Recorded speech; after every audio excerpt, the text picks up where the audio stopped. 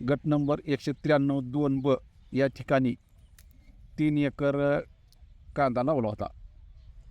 सध्या भाव नसल्यामुळं नांगरण चालू आहे, गाडून टाकायला चालू आहे.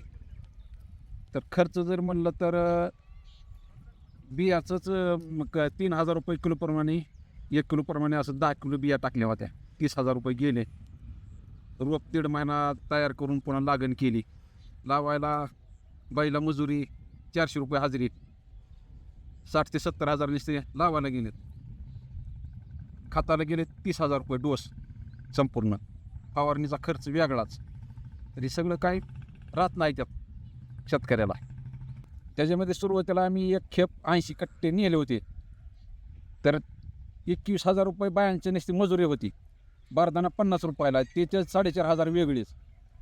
आणि पट्टी लागली 23,000. काहीच राहिलं नाही. नुसत्या काढणीचा खर्च सुद्धा निघत नाही आता सध्याच्या ह्याच्यात. पहिला तर खर्च सोडून द्या लागणीचाही. आता नुसता काटणीचा आणि ह्याचाच खर्च होत नाही, निघत नाही.